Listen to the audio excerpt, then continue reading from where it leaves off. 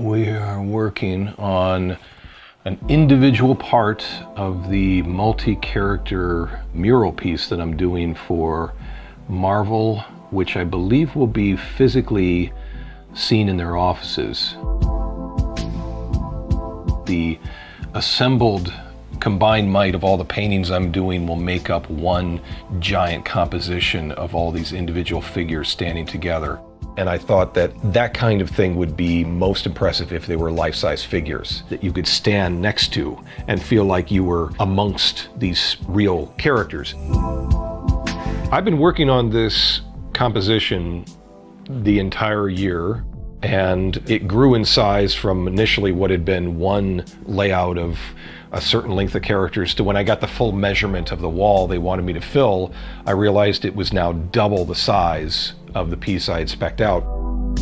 I initially started with a sketch about this size, just an 11 by 17, where I had worked out the main figures that I thought might comprise the wall. I'm expanding it out to include the original X-Men all grouping together here, which I love doing that. Cap's partner Falcon in his classic appearance, throwing in a couple of the Inhumans, Hawkeye, and ending with Punisher. And even on this side here, as much as I added these 6 figures to expand it out this way, I still figured out another couple of ways to squeeze in, like I'm putting in Ghost Rider on his motorbike, and then Shang-Chi, I'm squeezing him in here.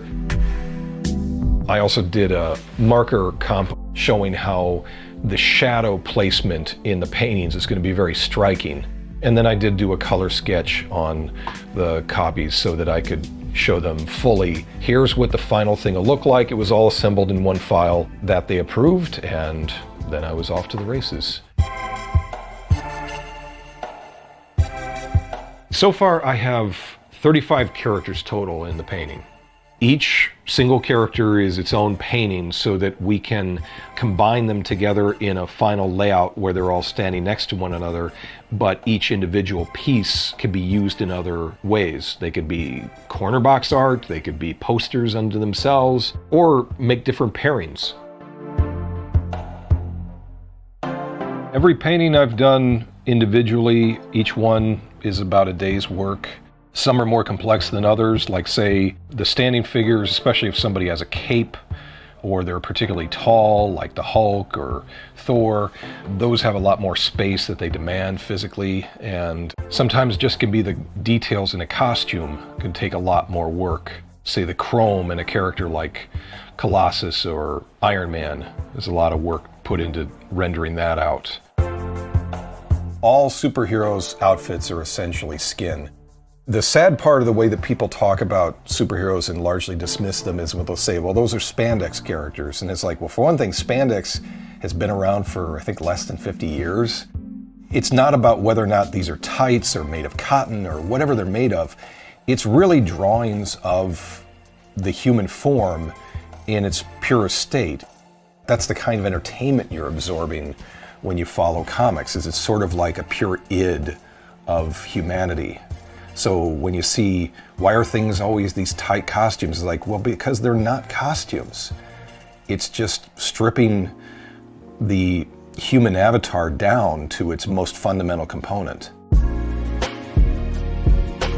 From the very, very beginning, Marvel was probably the center point of my comics experience, because I went from drawing things based around fairy tales and storybooks.